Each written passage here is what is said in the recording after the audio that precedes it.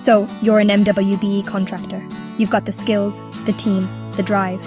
You can look at a set of blueprints and see the future. You can manage a budget tighter than a new pair of leather pants. You are, without a doubt, a master of your craft. But here's the thing about government contracting. And it's a big thing, like trying to get a permit in New York City big. Your technical skills will only get you to the door. To get inside, to get a seat at the table, and to actually win the contract. That, my friends, requires a different kind of mastery. It requires the art, and more importantly, the science of persuasion. It's a battlefield out there.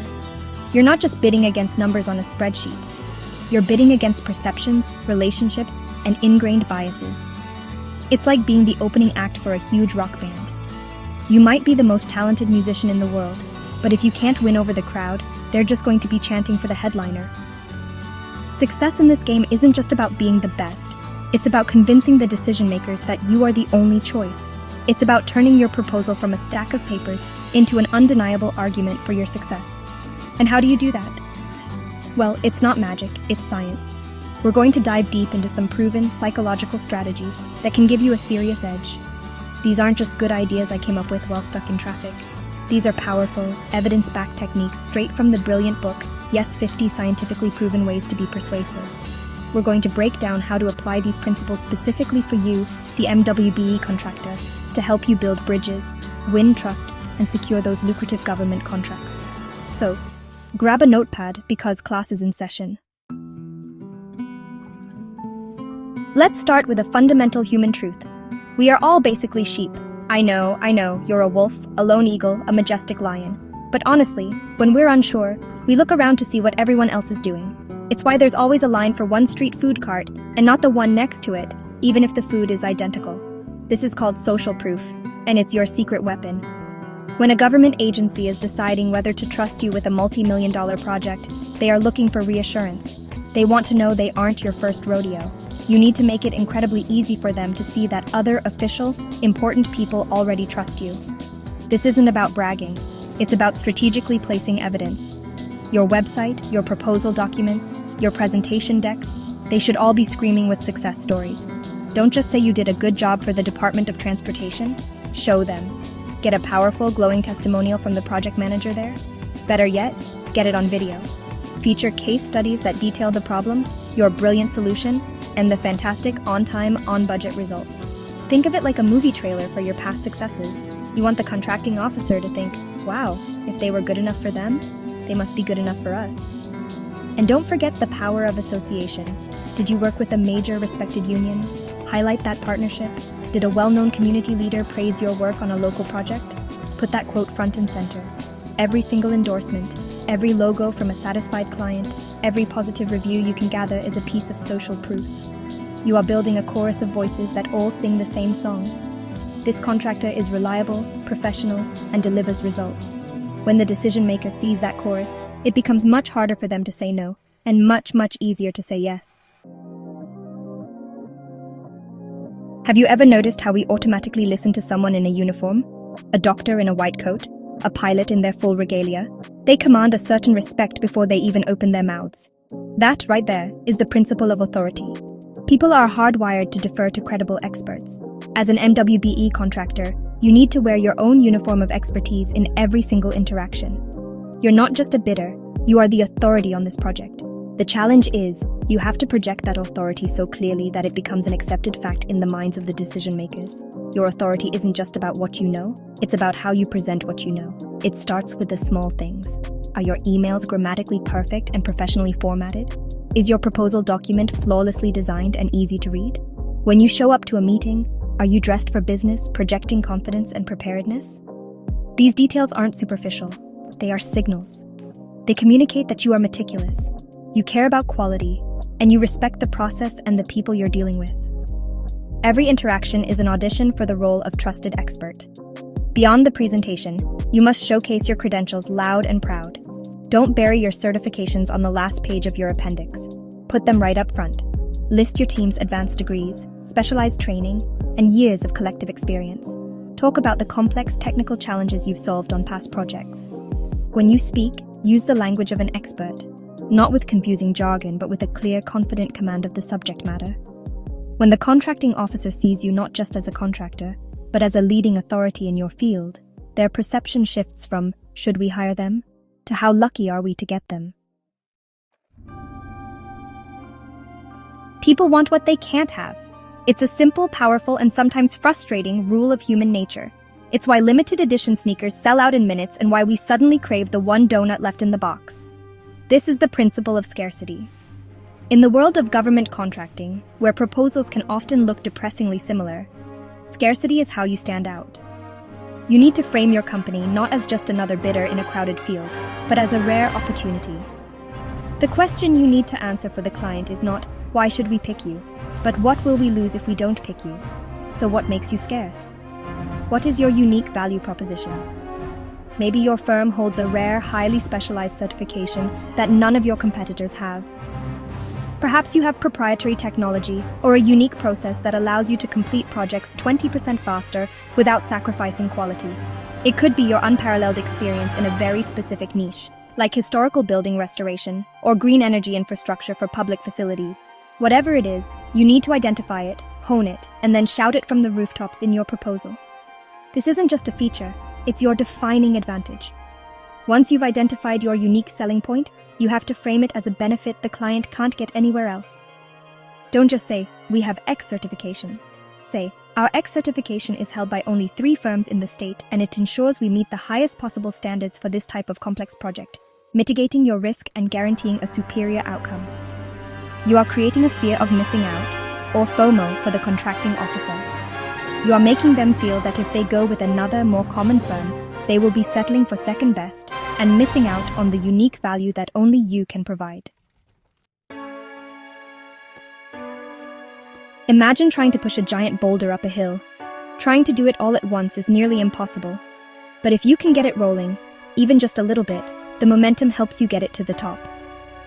This is the core idea behind the principle of consistency and commitment. People have a deep psychological need to be consistent with things they have already said or done. Once we commit to something, even in a small way, we are far more likely to agree to larger related requests later on. This is because we want our actions and beliefs to be in alignment. We don't want to see ourselves as flaky or inconsistent. For an MWBE contractor trying to break into the often impenetrable world of government contracts, this is pure gold. Instead of going straight for the massive multi-year contract, which can feel like a huge leap of faith for the agency, start smaller. Look for opportunities to get a small yes. Can you offer to do a preliminary site analysis? Or perhaps bid on a small, discrete portion of a larger project? Maybe you can secure a pilot program to demonstrate your unique methodology on a low-risk scale. These small projects are your foot in the door. Every time you successfully complete one of these small commitments, you are building a track record of reliability within that agency. You are no longer an unknown entity, you are the team that delivered. The next time a larger project comes up, the decision makers are already psychologically primed to see you in a positive light. They have already said yes to you before. Saying yes again feels natural, consistent, and safe. You've turned that giant, intimidating boulder of a contract into a series of manageable pushes, building momentum with each successful step until you reach the summit. Have you ever had a friend buy you a coffee, and then you feel this low-key, unspoken need to buy them one next time? Or when someone holds a door for you, you almost instinctively say thank you. That feeling is the principle of reciprocity at work. It's a powerful social rule that says we should try to repay, in kind, what another person has provided us. When you do something for someone first without asking for anything in return, you create a social obligation. They feel a subtle, often unconscious desire to do something for you in return. In the context of government contracting, this doesn't mean sending the procurement officer a fruit basket. Please do not do that. It's about providing value you ask for the contract. Think about what keeps your potential clients up at night. What are their biggest challenges? Offer them something that helps solve a problem or makes their job easier. This could be a free workshop for their team on a new construction technology, or a detailed white paper you've written on sustainable building practices that could save their agency money in the long run. By offering this value up front, you are positioning yourself as a partner, not just a vendor. You are demonstrating your expertise and your genuine interest in their success. You are making a deposit in the relationship bank. When it comes time to review proposals, the decision maker will remember your generosity. your proposal won't just be a faceless document. It will be from the helpful, proactive firm that has already provided them with tangible value. This creates a subtle but powerful psychological nudge in your favor, making them more receptive to your request and more inclined to reciprocate your goodwill with a contract. Let's play a quick game. Imagine a doctor tells you, this surgical procedure has a 10% failure rate. Now imagine another doctor says, this procedure has a 90% success rate. It's the exact same information, right? But which doctor do you feel better about? Which one are you hiring? It's the second one, of course. This is the power of framing. The way you present information dramatically affects how it's received. Using positive, gain-focused language instead of negative, loss-focused language can be the difference between a proposal that inspires confidence and one that creates doubt. As you write your proposals and communicate with potential clients, you need to become a master of the positive frame. Don't talk about minimizing delays.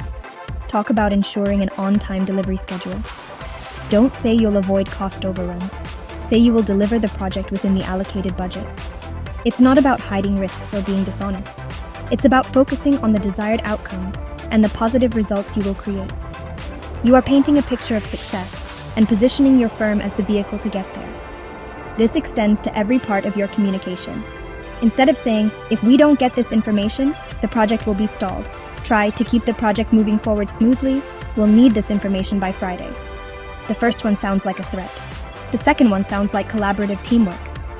You want the client to associate your firm with positive feelings, efficiency, success, progress, and achievement. By consistently framing your requests, your capabilities, and your promises in a positive light, you make saying yes to you feel like an enthusiastic step toward a guaranteed win. You wouldn't ask for a raise right after your boss's favorite sports team just lost the championship, would you? Of course not. The context and timing of a request can be just as important as the request itself. This is the principle of strategic timing. Decision makers, like all humans, have moments when they are more receptive, more open-minded, and less stressed.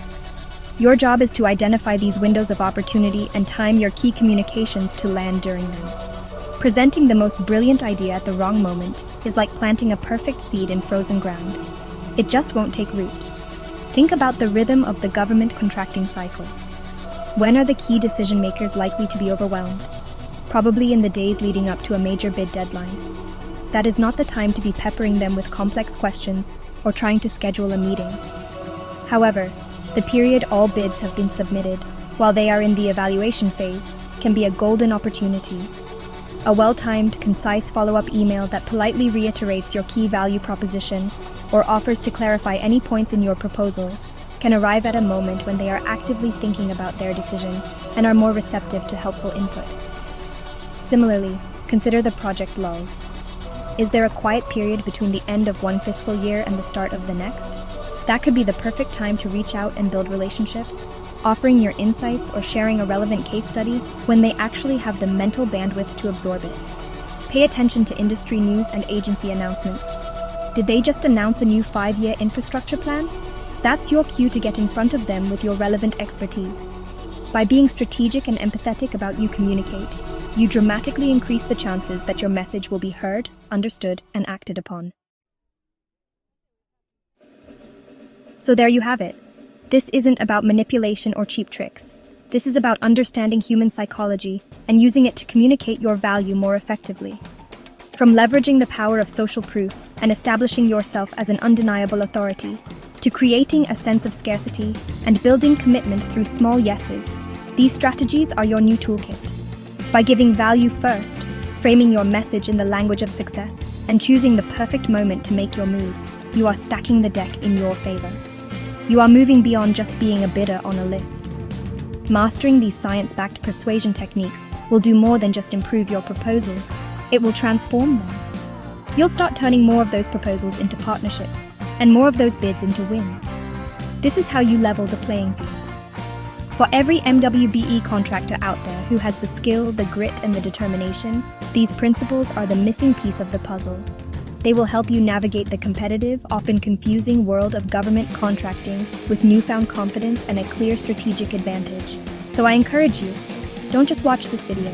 Go back, take notes, and start applying these strategies today. Pick one or two to focus on with your next proposal or client interaction. See how it feels. See what changes. Because when you combine your technical excellence with the science of persuasion, you become an unstoppable force. You're not just building structures anymore. You're building a legacy of success. Now go out there and win.